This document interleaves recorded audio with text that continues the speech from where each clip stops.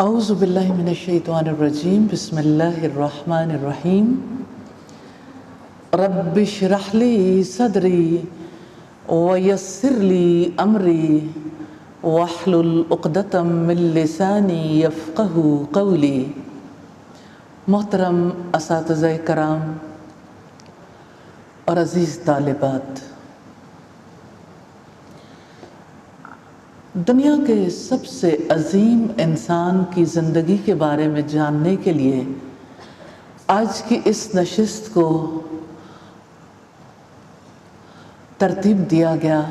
میں اللہ تعالیٰ سے دعا کرتی ہوں ہمیں جو وقت میسر ہے اس وقت سے ہم صحیح معنوں میں فائدہ اٹھا سکیں اور اس وقت کو اللہ تعالیٰ برکت والا کر دیں۔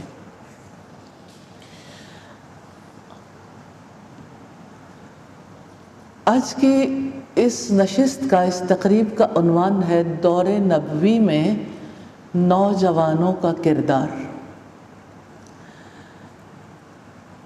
شاعر مشرق علامہ اقبال کے اشعار سے آغاز کرنا چاہتی ہوں۔ کبھی اے نوجوان مسلم تدبر بھی کیا تو نے،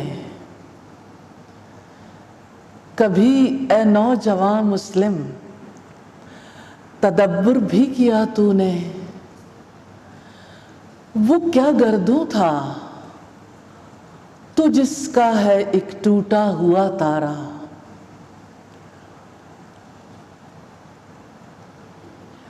تجھے اس قوم نے پالا ہے آغوش محبت میں، تجھے اس قوم نے پالا ہے آغوش محبت میں، کچل ڈالا تھا جس نے اپنے پاؤں تلے تاجے سرے دارا، وہ علم کے موتی کتابیں اپنے آبا کی،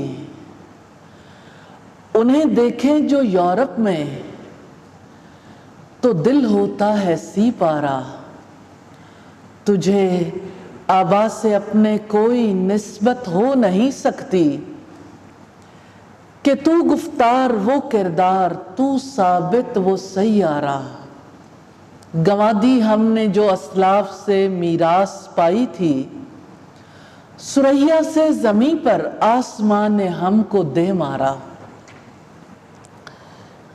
چند اشعار جو میں نے آپ کے سامنے رکھے ہیں، اگرچہ یہ پوری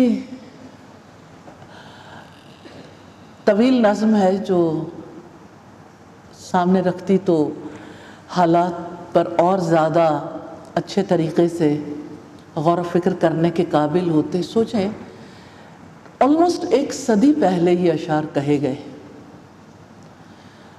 ایک صدی پہلے ان چیزوں کو جو آج ہم فیس کر رہے ہیں کیسے دانشوروں نے اور شاعر مشرق نے کیسے محسوس کیا تھا، آج بھی وہی چیز آپ کے سامنے رکھنا چاہتی ہوں۔ اور دور نبوی کے حوالے سے محمد صلی اللہ علیہ وسلم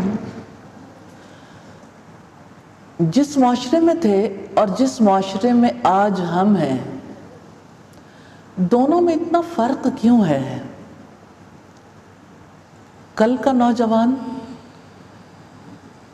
کس قدر پوٹینشل رکھنے والا نوجوان، اس سے کتنے پروڈکٹیو کام لیے جا رہے تھے، اور آج کا نوجوان محنت بھی کرتا ہے، اپنی زندگی کا وقت بھی لگاتا ہے، لیکن اس کی زندگی ویسے پروڈکٹیو نہیں ہو پاتی۔ فرق کہاں ہے؟ اور میں محمد صلی اللہ علیہ وسلم کے بارے میں دو کوٹس ضرور آپ کے سامنے رکھنا چاہتی ہوں۔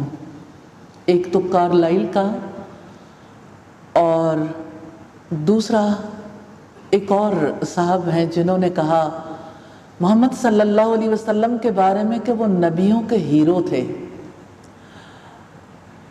اور کارلائل نے اپنی کتاب میں دی 100 میں محمد صلی اللہ علیہ وسلم کو نمبر 1 پر رکھا ہے. اگرچہ وہ کرسچن تھا، اگرچہ ان کے پاس عیسیٰ علیہ السلام کی حیات موجود تھی، ان کے پاس ایسے سائنٹسٹ بھی تھے جنہیں وہ نمبر 1 پہ رکھ سکتے تھے، لیکن محمد صلی اللہ علیہ وسلم نے جو کارنامے انجام دیے اس کی بنیاد پر انہیں پہلے نمبر پر رکھا گیا. تو آج ہماری ڈسکشن نوجوانوں کے حوالے سے ہوگی، اگرچہ ہم بہت سارے پہلوؤں پر نہیں دیکھ سکیں گے وقت کی کمی کے باعث، لیکن انشاءاللہ آئندہ جب کبھی اللہ تعالیٰ نے موقع دیا تو ضرور دیکھیں گے. میں پہلی چیز آپ کے سامنے رکھنا چاہتی ہوں تمام انبیاء کے حوالے سے. انبیاء پر ایمان لانے والے زیادہ تر ٹین ایجرز تھے، اس کے بعد 20s میں جو لوگ تھے، پھر 30s میں، اور بہت کم افراد ایسے ہوا کرتے تھے جو 40 سے ابو ہوں.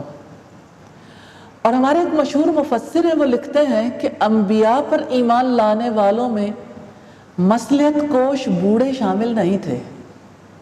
اس کا یہ مطلب نہیں ہے کہ بوڑھے لوگوں کے اندر دانش نہیں ہوتی، زیادہ ہوتی ہے، لیکن ان کی دانش مصلحت پسندی کا شکار ہونے کی وجہ سے کارآمد نہیں ہو پاتی، اور عام طور پر وہ چینج کو ایکسیپٹ نہیں کرتے. اور سائیکالوجسٹ جب اس کو ڈیفائن کرتے ہیں تو وہ اسے ایج کا ڈائلما کہتے ہیں کہ اسٹیگنیشن کا شکار ہو جاتے ہیں 60 سے ابو لوگ، خاص طور پہ کہ وہ چینج ریلکٹنٹ ہوتے ہیں. خیر، ہمارا موضوع چونکہ نوجوان ہے اور نوجوانوں کی پروڈکٹیوٹی ہے اور دور نبوی کے حوالے سے، اس وجہ سے میں نبی صلی اللہ علیہ وسلم کے طریقہ کار کو آپ کے سامنے رکھنا چاہتی ہوں کہ آپ کیا طریقہ کار اختیار کرتے تھے. جب کبھی کوئی قبیلہ یا کوئی فرد اسلام قبول کرتا تو آپ صلی اللہ علیہ وسلم اس پر کسی نوجوان کو متعین کرتے تھے. جسٹ امیجن، بڑی عمر کے افراد ہوتے تھے لیکن ان کا تجربہ نہیں دیکھا جاتا تھا، ان کا مال و دولت بھی نہیں، وجاہت بھی نہیں. جو چیز نبی صلی اللہ علیہ وسلم کے نزدیک سب سے زیادہ پسندیدہ تھی، جس کو آپ سب سے بڑھ کر اہمیت دیتے تھے، وہ کسی کا نئے دین کے بارے میں جوش و جذبہ تھا کہ وہ نئے دین کے بارے میں کیسے جذبات رکھتا ہے.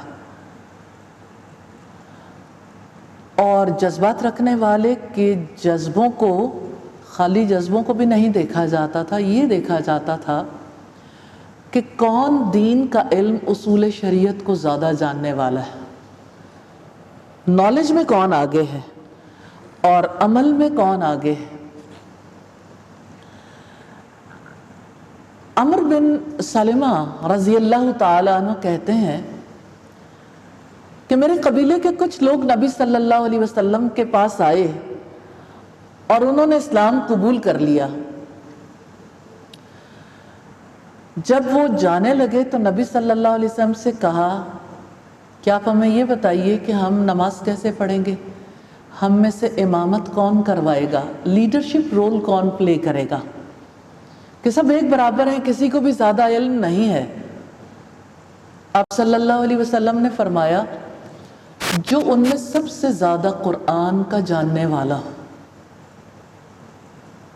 تو وہ کہتے ہیں کہ جب جائزہ لیا گیا تو سب کو معلوم ہوا کہ سب سے زیادہ قرآن جاننے والا میں ہوں، تو یوں میں انہیں نماز پڑھانے لگ گیا. کہتے ہیں کہ پھر خواتین میں سے ایک خاتون آئیں اور کہنے لگی کہ آپ لوگ اپنے امام کا جائزہ لیں، وہ کم سن ہے. اور عمر کہتے ہیں کہ میرے پاس تہبند کے طور پر جو چادر تھی وہ صرف گھٹنوں تک تھی.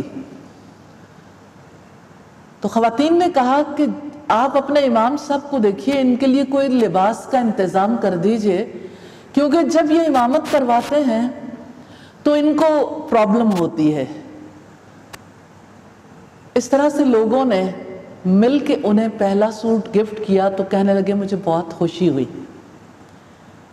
اب بزرگ لوگ بھی تھے اور ادھیڑ عمر کے لوگ بھی تھے، جوان بھی تھے، لیکن ایک بچہ ان کی امامت کروا رہا ہے، تو کسی کے بچپن کی وجہ سے یا کسی کے ایج کی کمی کی وجہ سے اسے پیچھے نہیں رکھا جاتا تھا۔ الحمدللہ اگر ہم یہ دیکھنا چاہیں سب سے پہلے ایمان لانے والے کون تھے، آپ صلی اللہ علیہ وسلم کے بارے میں آپ سب جانتے ہیں، در یتیم پیدا ہوئے، اور جس وقت آپ 6 سال کی عمر کو پہنچے تو آپ کی والدہ کا انتقال ہو گیا، اور جس وقت آپ 8 برس کے تھے دادا کا انتقال ہو گیا، پھر چچا کے پاس رہے اور چچا کا ساتھ دیتے رہے فائنینشل میٹرز میں بھی۔ تو نبی صلی اللہ علیہ وسلم ان ساری تکلیفوں سے آگاہ تھے۔ 12 برس کی عمر میں چچا کے ساتھ تجارتی سفر پر بھی گئے تھے۔ آپ کا گہرا تعلق حضرت علی سے تھا، کیونکہ آپ نے اپنے چچا سے کہا تھا کہ اس کی کفالت میں کروں گا کم سنی میں ہی۔ پھر یوں ہوا کہ جب اللہ تعالیٰ نے آپ پر وحی نازل کی، آپ ابتدائی 3 برس آلموسٹ خفیہ طور پر تبلیغ کرتے رہے۔ جب اللہ تعالیٰ کی طرف سے حکم ملا کہ اب آپ لوگوں تک اس دین کو پہنچا سکتے ہو، تو آپ صلی اللہ علیہ وسلم نے اہل خاندان کی دعوت کی، اور ان کے سامنے جب اپنا پروگرام پیش کیا اور ان سے تعاون طلب کیا، تو ان میں سے کوئی آپ کا ساتھ دینے کے لیے تیار نہیں ہوا۔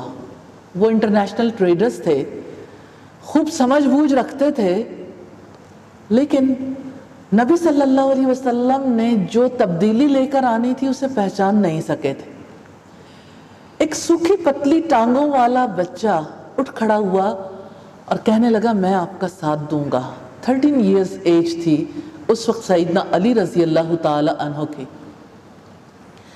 اور اس موقع پر آپ صلی اللہ علیہ وسلم کا دل کتنا خوش ہوا ہوگا کہ اہل خاندان میں سے ایک اور ساتھی مل گیا۔ صرف ٹیمپریریلی نہیں، مستقل طور پر اپنے آپ کو والنٹیئر کیا تھا کہ قرآن کے مشن میں اللہ تعالیٰ کا پیغام پہنچانے کے لیے میں آپ کا ساتھ دوں گا۔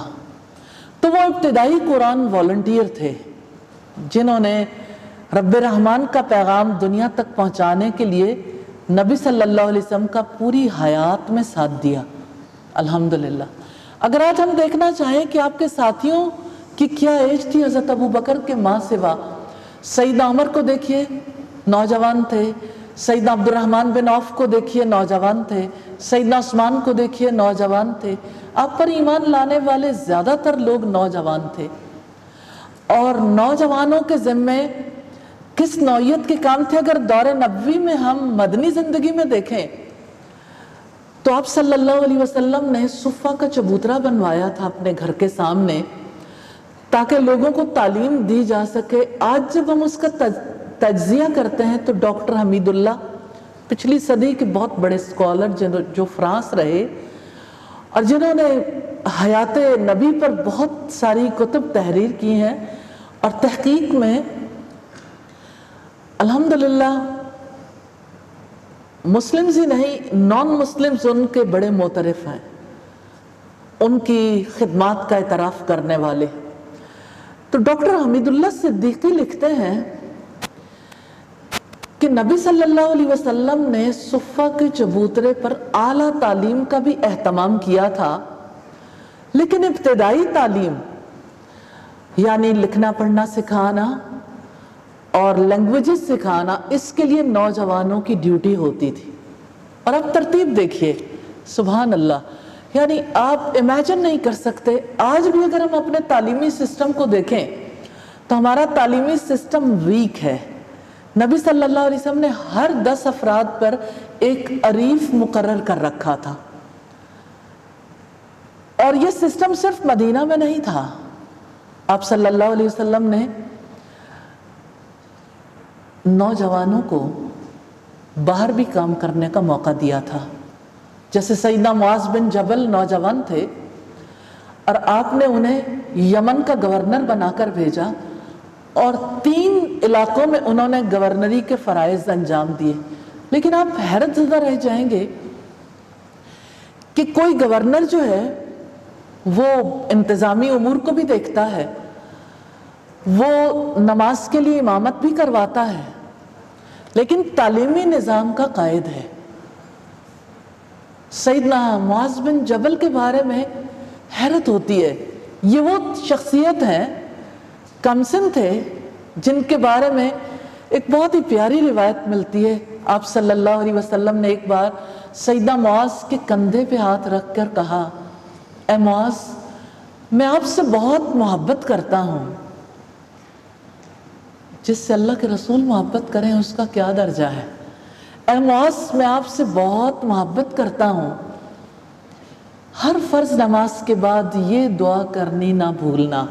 اور یہ میں آپ کو ڈیڈیکیٹ کرتی ہوں کیونکہ بہت ہی خوبصورت دعا ہے، اور انسان زندگی میں یہ چاہے کہ میری پوری حیات بہت ہی پرفیکٹلی گزرے، اس طرح سے کہ میں سکسیسفل بھی ہوں اور سیٹسفائیڈ بھی رہوں، دنیا میں بھی اور آخرت میں بھی. تو یہ دعا بہت زیادہ ہیلپ فل ہے. آپ صلی اللہ علیہ وسلم نے فرمایا، ہر فرض نماز کے بعد یہ دعا کرنی نہ بھولنا. میں ڈیڈیکیٹ تو کرتی ہوں، لیکن میں آپ سے پوچھنا چاہتی ہوں کہ آپ اپنے نبی کی وصیت کو، اپنے نبی کی تلقین کو قبول کرنا چاہتے ہیں؟ کیا آپ ہر فرض نماز کے بعد اسے شامل کر سکیں گے؟ کتنے لوگ کر سکیں گے؟ دیکھیے، آپ جب کوئی فصل بوتے ہیں نا تو ایسا نہیں کرتے کہ ہیلی کاپٹر کے ذریعے سے ہر جگہ پہ دانہ پھینک دیا جاتا ہو، بیج پھینک دیا جاتا ہو. اس کے لیے باؤنڈری والز کے اندر جو کھیت ہے ہل چلایا جاتا ہے، کھیلیاں بنائی جاتی ہیں، پھر بیج بویا جاتا ہے. تو یہ آج کی نشست کا ایک بیج ہے جو انشاءاللہ صرف تناور درخت نہیں بنے گا، مجھے یقین ہے کہ یہ لہلہاتا باغ بنے گا انشاءاللہ. بہت ہی آسان دعا ہے اور دعائی الفاظ میں کہلوانا بھی چاہوں گی، لیکن پہلے میں دعا کو، اس کے مفہوم کو بتانا چاہوں گی. آپ صلی اللہ علیہ وسلم نے فرمایا، یہ دعا کرو، رب اعنی علی ذکرک و شکرک و حسن عبادتک. 3 باتیں. اے میرے رب، میری مدد فرما، میں آپ کا ذکر کر سکوں. مشکل پیش آتی ہے نا، کبھی آپ تسبیح کرتے ہیں، کبھی آپ انگلیوں میں پڑھتے ہیں، انگلیوں میں پڑھتے پڑھتے بھول جاتے ہیں. ایسا سبھی کے ساتھ ہوتا ہے. رب اعنی علی ذکرک. اور یہ دعا ایک اور طرح سے بھی آتی ہے، اللہم اعنی علی ذکرک و شکرک. اور آپ کا شکر ادا کرنے کے لیے آپ سے مدد چاہتا ہوں. وحسن عبادتک. اور اچھی عبادت کے لیے، آپ کی عبادت تو کرنا چاہتا ہوں لیکن آپ کی اچھی عبادت کے لیے آپ سے مدد چاہیے.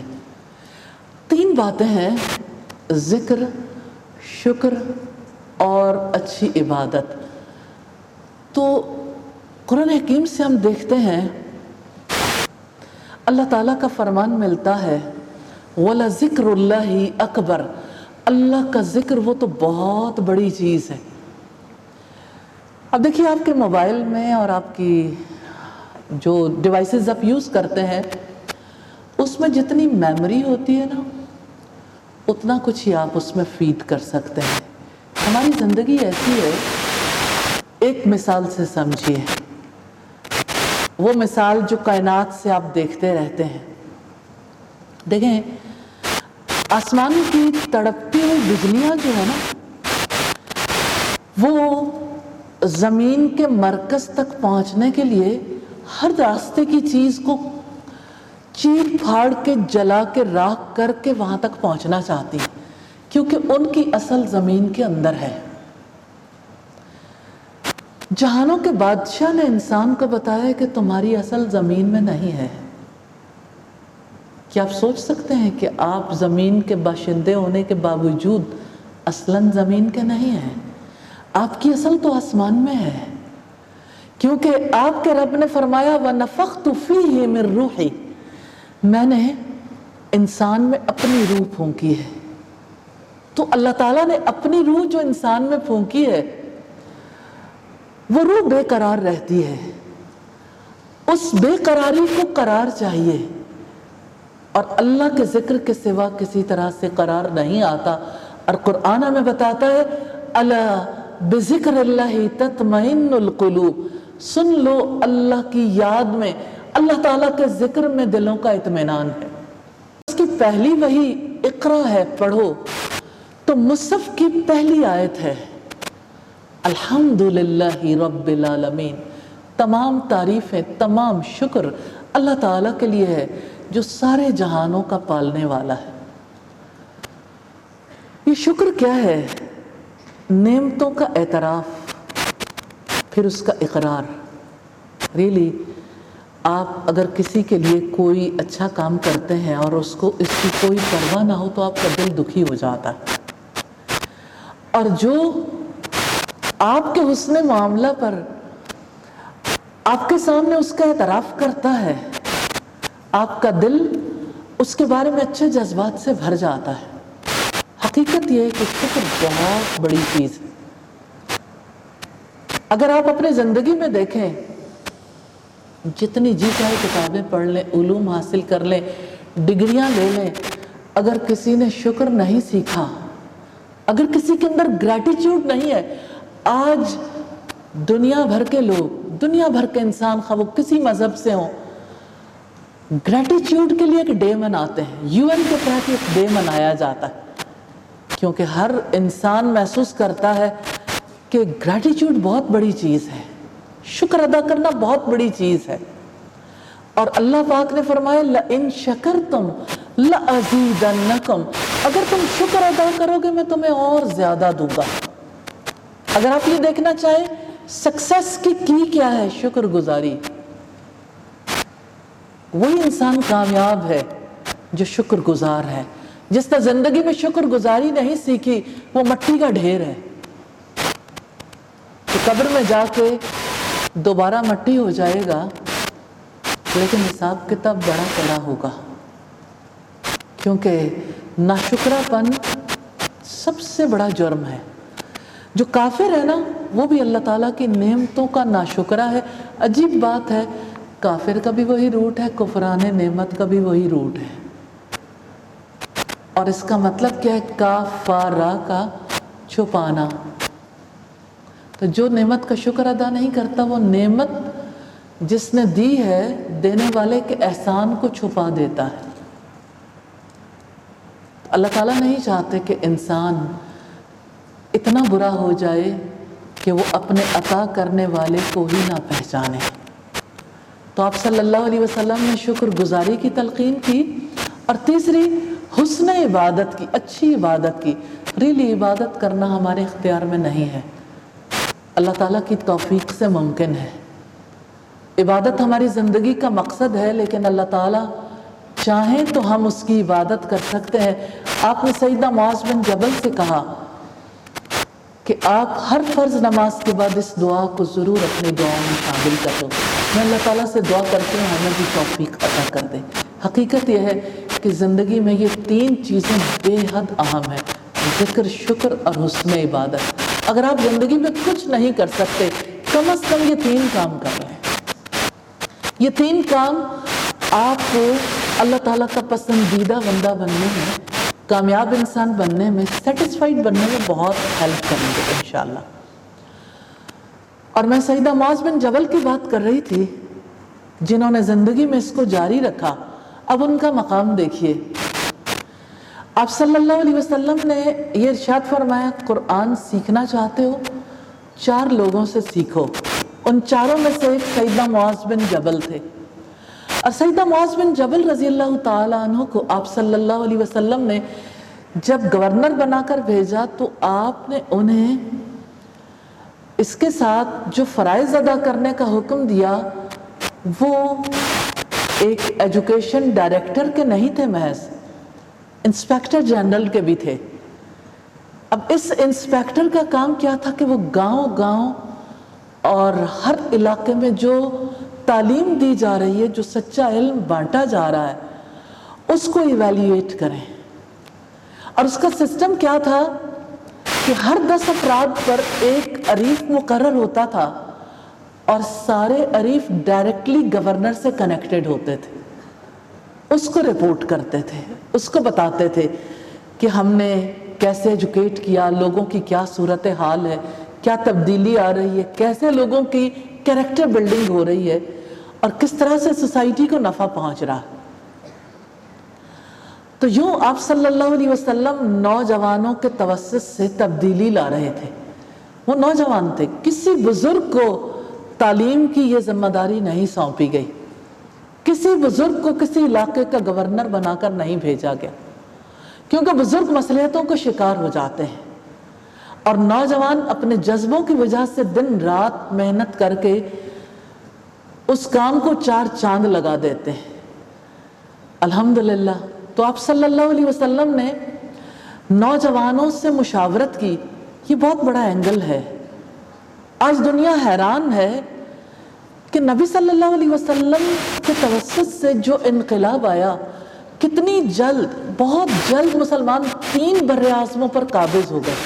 3 براعظموں تک جو دین پھیلا، اس دین کی حفاظت، نگرانی کس نے کی؟ کس نے دین کیسے سکھایا؟ تو وہ ایک سسٹم ہے، سسٹمیٹکلی ہر جگہ پر لوگ مسلمان ہوئے۔ ایسا نہیں ہے کہ نبی صلی اللہ علیہ وسلم اس علاقے میں آئے تھے، آج آپ مسلمان ہیں، اللہ تعالیٰ کے فضل و کرم سے محمد رسول اللہ پر ایمان رکھتے ہیں، تو یہ خود بخود نہیں ہو گیا، اس کے لیے پیچھے سسٹمیٹک ایفرٹ ہے، اور یہ ایفرٹ نوجوانوں کی تھی۔ آپ صلی اللہ علیہ وسلم ہر نئے مسلمان ہونے والے کو کسی نوجوان کے سپرد کرتے تھے، اور جانتے ہیں وہ انہیں کیا سکھاتے تھے؟ نماز، قرآن اور بنیادی اخلاقیات۔ آپ صلی اللہ علیہ وسلم نوجوانوں سے مشورہ بھی کرتے تھے، سلطنت کے امور کے حوالے سے بالکل ٹین ایجرز اور ینگسٹرز کے ساتھ بھی آپ کی مشاورت کا سلسلہ جاری رہتا تھا۔ اور یہی ایک ریزن تھی کہ اتنے بڑے پیمانے پہ لیڈرز تیار ہوئے، ینگ لیڈرز، کیونکہ جب مشورہ کیا جاتا ہے تو لوگوں کو سمجھ آتی ہے، معاملات کا پتہ چلتا ہے اور ڈیل کرنے کا پتہ چلتا ہے۔ اب دیکھیے، ان کا سکوپ تو پوری ورلڈ تھی۔ کیا میں آپ سے پوچھ سکتی ہوں آپ لوگوں کا کیا سکوپ ہے؟ دنیا میں آپ نے کیا کرنا ہے، کیا تبدیلی لے کے آنی ہے؟ آپ اگر دیکھیں گے تو آپ کو دور تک دکھائی نہیں دے گا، ویژن کلیئر نہیں ہوگا، کیونکہ محمد رسول اللہ صلی اللہ علیہ وسلم کی طرح اس امت کے افراد کو بھی اسی طرح سے نوجوانوں کو ساتھ لے کر چلنے کی ضرورت ہے۔ اور میں سوچتی ہوں کہ آپ لوگوں میں سے کون ہے جو حضرت علی کی طرح قرآن والنٹیئر نہیں ہو سکتا، یا سیدہ معاذ بن جبل کی طرح قرآن والنٹیئر نہیں ہو سکتا، یا سیدہ معاویہ کی طرح۔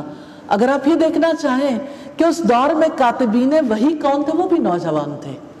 اور سیدنا زید بن ثابت، جن کے بارے میں آج ہمیں حیرت ہوتی کتنی زبانوں پر وہ عبور رکھتے تھے، نبی صلی اللہ علیہ وسلم نے ایک بار انہیں کہا زید عبرانی سیکھ لو۔ 15 دن کے اندر اندر عبرانی پر عبور حاصل کر لیا، کیونکہ آپ صلی اللہ علیہ وسلم نہیں چاہتے تھے کہ محکمہ خارجہ یعنی وزارت خارجہ میں کسی یہودی کی خدمات لینی پڑے۔ تو ینگ لوگوں نے اپنا پورا پوٹینشل لگایا، رسول اللہ کی زبان سے جو لفظ نکلا، جو حکم نکلا، انہوں نے اس کی پاسداری کی۔ میں کیسے تذکرہ نہ کروں ان غزوات کا جن میں ٹین ایجز پیش ہوا کرتے تھے۔ آپ کو غزوہ بدر یاد ہوگا، جس میں 2 بچے تھے جن کی ایجز 15 ایئرز کے قریب تھیں، کسی غزوے میں شامل ہونے کے لیے بالغ ہونا بہت ضروری تھا. بلوغت سے پہلے کسی کو اجازت نہیں ملا کرتی تھی. تو جب وہ بچے آئے، جب ان کی ہائٹ لی گئی، جب ان کی باقی انفارمیشن لی گئی تو ان کو اجازت نہیں ملی. لیکن انہوں نے اللہ تعالیٰ سے دعائیں بھی کی اور ہر طریقے سے نبی صلی اللہ علیہ وسلم کے سامنے یہ بات رکھی کہ ہم کسی بھی طرح آپ کو مایوس نہیں کریں گے. اور پھر آپ دیکھیے کہ ابو جہل کا قتل انہی کے ہاتھوں سے ہوا. وہ نوجوان تھے. ہم تاریخ کی اوراق پلٹ کر دیکھیں تو اصحاب کہف بھی چند نوجوان تھے. 7 سلیپرز کا تذکرہ آج دنیا کی ہسٹری میں ملتا ہے.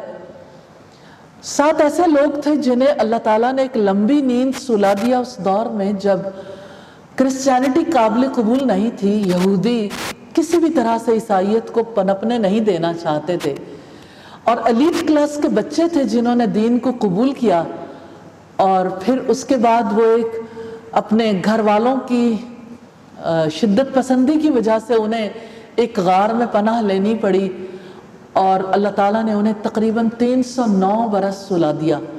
پھر انہیں اٹھایا.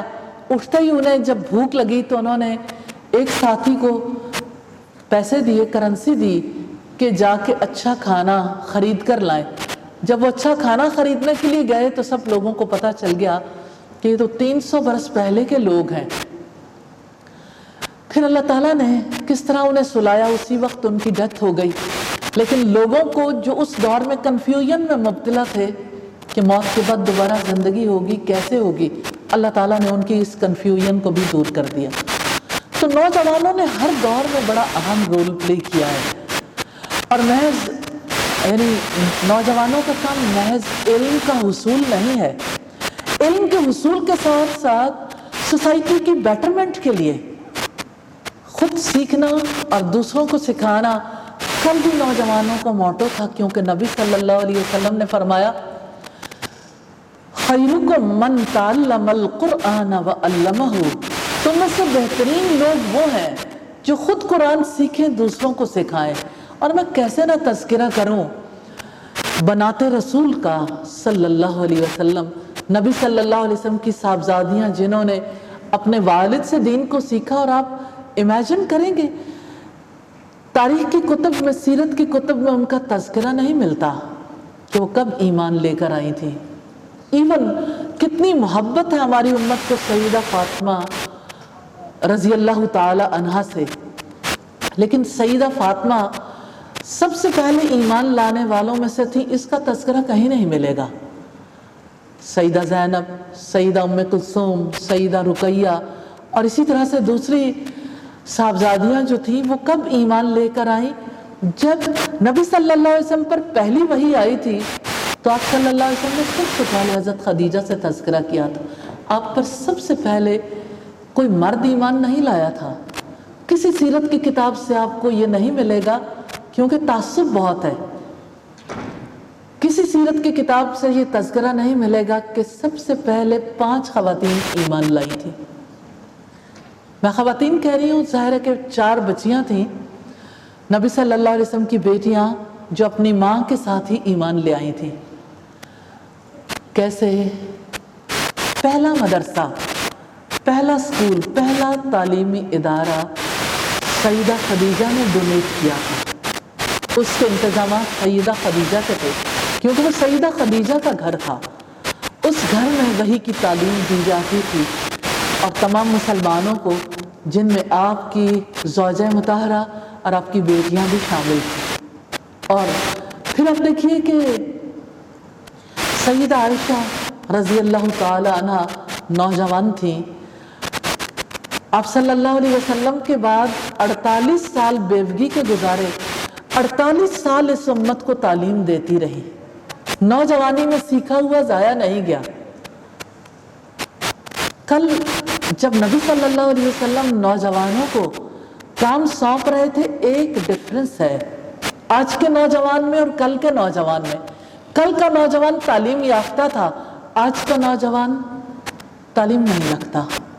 اس کے پاس بہت سارے سرٹیفکیٹس، ڈگریاں ہوں گی، لیکن اس کے پاس وحی کا مقدس علم نہیں ہے، اور اس علم کے نہ ہونے کی وجہ سے وہ پیشنز، وہ پوٹینشل، وہ سب کچھ اندر ہی کہیں ختم ہو جاتا ہے۔ جو نوجوان بھی اس سچے دین کو، اس سچے علم کو سیکھتا ہے، اللہ تعالیٰ کی رحمت سے اس کے لیے اس طرح سے کامیابیوں کے دروازے کھل جاتے ہیں۔ میں آپ سے یہ ضرور کہنا چاہوں گی، اپنی زندگی سے فائدہ مرنے کے بعد نہیں اٹھا سکتے، اور بہت جلد یہ زندگی موت کی آغوش میں پناہ لینے والی، اور کوئی نہیں جانتا۔ میں آج جب یہاں آ رہی تھی، آنے سے پہلے مجھے ڈیفنس لاہور کے بارے میں پتہ چلا کہ آج ایک والد نے اپنی بچی کا گلا دبا دیا ہے، کیونکہ ان کی بیٹی ایک بوائے فرینڈ کو گھر لے کے آتی تھی اور باپ اور بیٹی میں اس بارے میں کلیش تھا۔ تو میں سوچ رہی تھی کہ آج ہی کے دن مجھے یہ خبر ملی، اور میری طبیعت بہت اپسٹ رہی اس واقعے کو سننے کے بعد، کیونکہ وہ بچی باپ کی شفقت پاتی رہی، باپ نے اسے اچھے اسکولوں سے، سب سے اچھی یونیورسٹی سے پڑھایا، اور ابھی وہ زیر تعلیم تھی، لیکن اب اسے اپنی ویلیوز کا علم نہیں رہا تھا۔ اب وہ ماں باپ کے دین پر چلنا نہیں چاہتی تھی۔ باپ مسجد کا نمازی تھا، باپ ایک ایسے علاقے میں رہتا ہے جہاں پہ یعنی رہنے والے دنیا کے ساز و سامان خوب رکھتے ہیں۔ باپ نے اپنی بیٹی کو بھی زندگی کی آسائشیں دیں، لیکن وحی کا علم نہ ہونے کی وجہ سے بیٹی کی زندگی بھی گئی، اور زندگی میں جو کچھ کیا وہ بھی گیا، کیونکہ آخری کام اللہ تعالیٰ کا پسندیدہ کام نہیں تھا، اہل جنت کا سا کام نہیں تھا۔ بیٹا آگ لگ جائے گی اس زندگی کو اگر آج آپ اپنی زندگی کے بارے میں خود مخلص نہیں ہوں گے۔ زندگی چلی گئی، پھر کبھی دوبارہ نہیں ملے گی۔ کل نوجوانوں نے ایک بڑا انقلاب برپا کیا تھا، آج اگر ہم تک یہ دین پہنچا ہے، اس 17 سالہ محمد بن قاسم کو نہ بھولیے، وہ 17 ایئرز کا تھا جو اس علاقے میں آیا تھا، اور اس علاقے میں لوگوں نے اس کے بت بنائے، اس کی پرستش تک کی اس کے اخلاق کی وجہ سے۔ اور اسی طرح سے دنیا کے 2 اور علاقوں میں 2 اور گورنر بنا کر بھیجے گئے تھے۔ ان لوگوں نے کس طرح سے ورک کیا کہ ایک بڑی تعداد آج مسلمانوں کی ہے۔ اس علاقے کو یعنی جہاں ہم بستے ہیں، یہ سندھ کا علاقہ کاؤنٹ ہوتا تھا، ملتان تک کا علاقہ خاص طور پہ، پھر آگے کے علاقے بھی۔ آج پاکستان میں جہاں بھی دیکھیں کتنے % مسلمز ہیں، 97%، اور انڈیا میں بھی دیکھیں کتنی بڑی تعداد ہے۔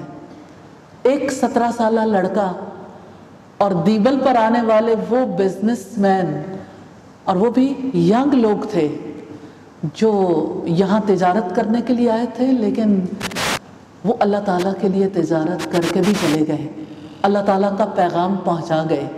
آج یہ پیغام آپ کے لیے بھی دستک دینے کے لیے آیا ہے۔ آگے بڑھ کر استقبال کریں اس پیغام کا جو محمد رسول اللہ لے کر آئے، اور اپنی حیات میں اس قیمتی علم کو ضرور سجائیں، اور اپنی زندگی کی، اس زندگی کی کامیابی کے لیے اور آنے والی زندگی کی کامیابی کے لیے خود بھی دعا کریں، اور ہم سب بھی دعا گو ہیں۔ اللہ تعالیٰ آپ کو برکت والی زندگی نصیب کرے۔ میں اللہ تعالیٰ سے دعا کرتی ہوں ان چمکتے چہروں کو اپنے لیے قبول فرما لے، اپنی کتاب کے علم کے لیے قبول فرما لے، اور اللہ تعالیٰ کی رحمت سے، اس کی خیر و برکت سے یہاں سے خیر کے سلسلے دور دراز دنیا تک پہنچیں، اور اللہ تعالیٰ ہم سب سے راضی ہو جائے۔ میں نے آپ کے سامنے نبوی دور کی کچھ مثالیں رکھنے کی کوشش کی ہے۔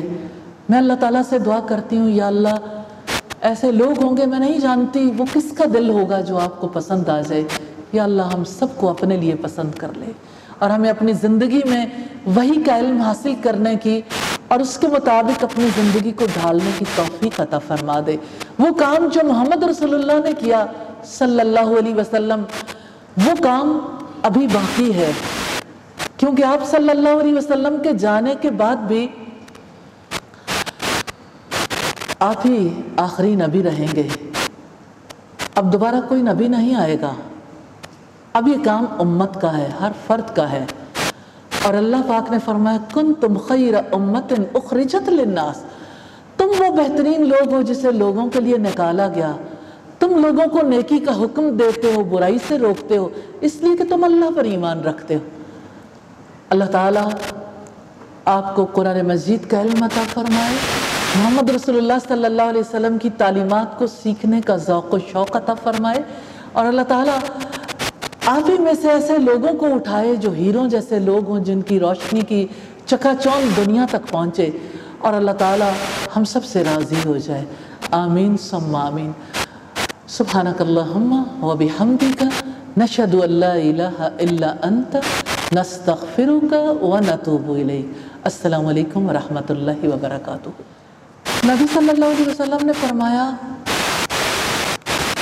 دعا کے بارے میں، یا تو اسی وقت قبول کر لی جاتی ہے، یا پوسٹ پون کر دی جاتی کچھ عرصے کے بعد، یا آخرت کے لیے ذخیرہ کر لی جاتی ہے، یعنی اس کا اجر انسان کو آخرت میں ضرور ملے گا۔ ہم نہیں جانتے جو دعائیں ہم کرتے ہیں ہمیں ان کی وجہ سے نفع حاصل ہونے والا ہے یا نقصان، کوئی نہیں جانتا کہ میں نے جو دعا کی ہے اگر وہ قبول نہیں ہوئی تو اس میں میرے لیے کتنا فائدہ ہے۔ اس لیے بلیو ان اللہ، آپ اللہ سبحانہ و تعالیٰ پر یقین رکھیے، کیونکہ وہ آپ کے لیے سب سے بڑھ کر خیر خواہ ہے، 70 ماؤں سے بڑھ کر محبت کرنے والا ہے، وہ آپ کے ساتھ کبھی زیادتی نہیں کرے گا۔ اور ہاں، نبی صلی اللہ علیہ وسلم نے اپنے بارے میں فرمایا، میں اپنی ماں کا خواب اپنے بھائی عیسیٰ علیہ السلام کی بشارت اور اپنے باپ ابراہیم علیہ السلام کی دعا ہوں۔ دعا سینکڑوں برس کے بعد پوری ہوئی، تو ایسا بھی ہو جاتا ہے کہ ہماری دعا سم ٹائمز پوسٹ پون کر دی جاتی ہے، جو بعد میں پوری ہو جاتی ہے۔ اس لیے کبھی یہ نہیں کہنا چاہیے کہ اللہ تعالیٰ میری دعا نہیں سنتا، کیونکہ اس نے قرآن حکیم میں فرمایا وَإِذَا سَأَلَكَ عِبَادِي عَنِّي فَإِنِّي قَرِيبٌ، جب آپ سے میرے بندے میرے بارے میں سوال کریں تو آپ انہیں کہہ دو میں ان سے قریب ہوں۔ پکارنے والا جب بھی مجھے پکارتا ہے میں اس کی دعا سنتا ہوں، جواب دیتا ہوں۔ اس لیے سب کو چاہیے کہ وہ لازمی طور پر مجھے پکاریں، مجھ سے دعا کریں۔ تو دعا کرنا کبھی نہ چھوڑیے، کیونکہ دعا کرنا سب سے بڑی عبادت ہے۔ نبی صلی اللہ علیہ وسلم نے فرمایا الدعاء هو العبادہ، دعا ہی تو عبادت ہے، اور اللہ تعالیٰ نے فرمایا ادعونی استجب لکم، اب مجھ سے مانگو میں آپ کی دعائیں پوری کروں گا انشاءاللہ۔ جی کوئی اور بات پوچھنا چاہیں؟ جی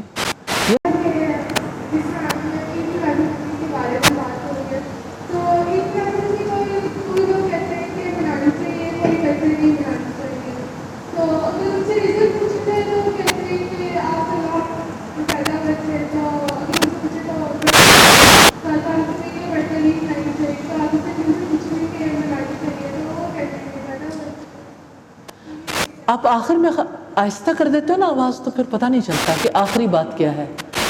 یہ مجھے بات پتہ چل گئی، آخر میں سوال کیا ہے؟ جی دیکھیے، رائٹ اینڈ رانگ کے بارے میں ہمیں یہ دیکھنا ہے کہ اللہ تعالیٰ نے اپنی وحی کے علم سے ہمیں کیا بتایا۔ اللہ تعالیٰ فرماتا ہے وَإِن تَنَازَعْتُمْ فِي شَيْءٍ فَرُدُّوهُ إِلَى اللَّهِ وَرَسُولِهِ، جب آپ کا کسی معاملے میں جھگڑا ہو جائے تو اس کو اللہ تعالیٰ اور اس کے رسول کی طرف لوٹا دو۔ پتہ چل گیا کہ دو سورسز آف نالج ہیں، قرآن اور حدیث، سنت رسول۔ ہمیں اگر یہ اس کانٹروورسی کو حل کرنا ہے، دیکھیں کہ میری اوپینین نہیں ہے، میں آپ کو اصولی لاجیکل بات بتا رہی ہوں، کہ اگر آپ اسے دیکھنا چاہتے پھر آپ یہ دیکھیے 63 ایئرس کی ایج پائی محمد صلی اللہ علیہ وسلم نے. کیا کوئی ایک ایگزامپل ملتی ہے؟ ایک ایگزامپل. حدیث کی کتب ہمیں بتاتی ہیں کہ ایسی کوئی سیلیبریشن اس دور میں نہیں ہوئی تھی. لیکن میں سمجھتی ہوں کہ ربیع الاول کا مہینہ مسلمانوں کے لیے بڑا امپورٹنٹ ہے. ربیع الاول میں نبی صلی اللہ علیہ وسلم پیدا ہوئے, اسی مہینے میں آپ کو سچے خواب آنے شروع ہوئے, اسی مہینے میں آپ کا انتقال ہوا. اب قاضی سلمان منصور پوری کی کتاب ہے رحمت للعالمین, بہت اتھینٹک کتاب ہے, دنیا کی مختلف لینگویجز میں اس کا ٹرانسلیشن ہوا کیونکہ ریفرنس بیسڈ ہے. انہوں نے تاریخی طور پر ثابت کیا ہے کہ نبی صلی اللہ علیہ وسلم کا یوم ولادت 9 ربیع الاول ہے, لیکن تاریخی طور پر یہ ثابت ہے, یہ بات سب کو معلوم ہے کہ 12 ربیع الاول نبی صلی اللہ علیہ وسلم کا یوم وفات ہے. اچھا, میں یہ سمجھتی ہوں ان ساری جھگڑوں سے الگ ہو کر کہ 9 ربیع الاول ہے, 12 ربیع الاول ہے, میلاد النبی کے بارے میں باقی چیزوں کو چھوڑ کے میں یہ کہتی ہوں اگر چانس مل رہا ہے آپ کو خاص طور پر اس مہینے میں محمد رسول اللہ صلی اللہ علیہ وسلم کے بارے میں مجالس منعقد کرنے کا, بات چیت کرنے کا, اور آپ سے محبت کرنے کے لیے اور آپ صلی اللہ علیہ وسلم کی اتباع کرنے کے لیے آپ کی یادوں کو تازہ کرنے کا تو کرنا چاہیے بھائی. اس میں کوئی حرج کی بات نہیں, اور میں سمجھتی ہوں یہ سب کے لیے بہت مفید ہے. اور خاص طور پر گورنمنٹ نے جو فیصلہ کیا اور جگہ جگہ پر ایسی محافل منعقد ہو رہی ہیں, تو 72 سالہ زندگی میں ہم نے, یعنی پاکستان کی زندگی 72 سال ہے, ان 72 سالوں میں پہلے تو کبھی ایسا نہیں ہوا کہ ہر ادارے میں ہر جگہ پر لازمی طور پر گورنمنٹ کی طرف سے یہ کہا جائے کہ ان محافل کو منعقد کیا جائے. بیٹا جزوی اختلافات ہوتے ہیں, وہ بڑے بھی ہو سکتے ہیں, چھوٹے بھی ہو سکتے ہیں. آپ اختلافات میں جانے کی بجائے پازیٹیولی دیکھیں کہ ہمیں کیا کرنا چاہیے, اپنی اپروچ کو پازیٹیو رکھیں. باقی بہت سارے جھگڑے ایسے ہیں جنہوں نے قیامت تک حل نہیں ہونا. جو اصل بات ہے وہ میں نے آپ کے سامنے رکھ دی ہے, اور اللہ تعالیٰ چاہے گا آپ مزید اس کے اوپر اسٹڈی کرنا چاہیں تو میں آپ کو ریسورسز بتا سکتی ہوں. آپ مجھے کوئی ای میل بتا دیں, میں اس کے اوپر لٹریچر بھیج دیتی ہوں, آپ اسے پڑھ لیجئے, کچھ چیزیں سن لیجئے, آپ بہت ساری چیزیں انشاءاللہ سولو ہو جائیں گی. لیکن سادگی کے ساتھ اس مہینے میں محمد رسول اللہ صلی اللہ علیہ وسلم کی زندگی کے بارے میں جاننے کے لیے, آپ کی سنتوں کے بارے میں, آپ کی تعلیمات کے بارے میں جاننے کے لیے ضرور کوشش کرنی چاہیے. اللہ تعالیٰ ہمیں توفیق دے. جی کوئی اور؟ جی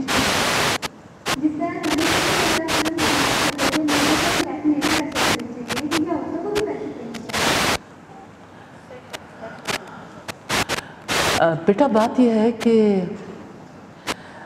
دور نبوی میں لوگ نماز پڑھا کرتے تھے اور نوجوانوں کو نماز کا بہت شوق تھا. میں صرف ایک حدیث آپ کے سامنے رکھنا چاہتی ہوں, یہ سوال بھی ریلیونٹ نہیں ہے آج کی گفتگو سے متعلق, لیکن چونکہ عمل ایسا ہے جو یعنی نوجوانوں کے لیے بھی اور باقی لوگوں کے لیے بھی ایک سب سے بڑا عمل ہے, اس لیے ضرور جواب دینا چاہوں گی. نبی صلی اللہ علیہ وسلم نے ارشاد فرمایا صلو کما رأیتمونی اصلی, نماز اس طرح پڑھو جیسے مجھے پڑھتے ہوئے دیکھتے ہو. نو ڈیفرنس, کسی کی کوئی بات نہیں, کسی کا کوئی فرقہ نہیں, کسی کی بات بڑی نہیں, کسی کی چھوٹی نہیں. سب سے بڑی بات اللہ تعالیٰ کی اور اس کے بعد رسول اللہ کی. تو جیسے اللہ کے رسول نے نماز پڑھی ہے مجھے ویسے ہی پڑھنی ہے, کیونکہ ان کو اللہ تعالیٰ نے ہمارے لیے راہبر و رہنما بنایا. آیت نمبر 31 ہے سورہ آل عمران کی. رب العزت نے فرمایا لقد کان لکم, رب العزت نے فرمایا قل ان کنتم تحبون اللہ فاتبعونی یحببکم اللہ ویغفر لکم ذنوبکم. آپ کہہ دیجئے اگر آپ اللہ تعالیٰ سے محبت کرتے ہو تو میری پیروی کرو, اللہ تعالیٰ آپ سے محبت کرے گا اور آپ کے گناہ معاف کر دے گا. تو مجھے دنیا میں بڑے عظیم انسان ہیں, ریلی ہم ان کی خاک پا کے برابر بھی نہیں, لیکن کسی عام انسان کی یا کسی بڑے عالم کی یا امام کی نبی کے سامنے، انبیاء کے سامنے وہ ویلیو نہیں ہو سکتی۔ ہمارے لیے سب سے بڑی ذات اللہ تعالیٰ کی ہے، اس کے بعد محمد رسول اللہ صلی اللہ علیہ وسلم کی ہے۔ تو جو بات محمد صلی اللہ علیہ وسلم نے ارشاد فرمائی ہے، اس کے بعد کسی اور کی بات کی ویلیو نہیں ہے، ہمارے لیے حرف آخر ہے۔ کیا آپ اس سے اتفاق کرتے ہیں؟ دیکھیں، یہ میری اپنی اوپینین نہیں ہے، یہ اللہ رب العزت نے ہمارے لیے رسول کو بھیجا۔ کیا رسول سے بڑی ذات کسی اور کی ہو سکتی ہے؟ کسی بڑے سے بڑے عالم کی ہو سکتی ہے؟ کسی کی ذات بڑی نہیں ہو سکتی۔ کل قیامت کے دن شفاعت بھی محمد صلی اللہ علیہ وسلم نے کرنی۔ بیٹا، کنڈیشنڈ مائنڈ ہے اس وقت آپ کا، پوائزنڈ ہے، معذرت کے ساتھ۔ زہر کو، پوائزن کو اپنے اندر مت رکھیے۔ آپ پڑھے لکھے لوگ ہیں،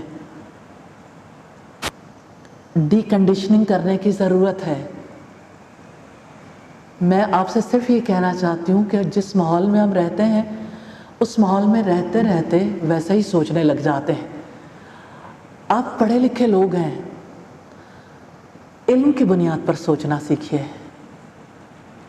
اور جو کچھ اللہ تعالیٰ نے بتایا، جو کچھ محمد رسول اللہ صلی اللہ علیہ وسلم نے بتایا، اور جو اس کی تفسیر ہمارے علماء نے کی، لیکن اگر علماء کی بات محمد رسول اللہ سے کانٹرڈکٹری ہے تو کسی کی بات ہمارے لیے ویلیوبل نہیں ہے۔ محمد صلی اللہ علیہ وسلم سب سے زیادہ ویلیوبل ہے۔ کیا آپ اس سے اتفاق رکھتے ہیں؟ آخری نبی کس کو مانتے ہیں؟ محمد صلی اللہ علیہ وسلم کو۔ تو پھر آخری نبی کی بات مان لیجئے۔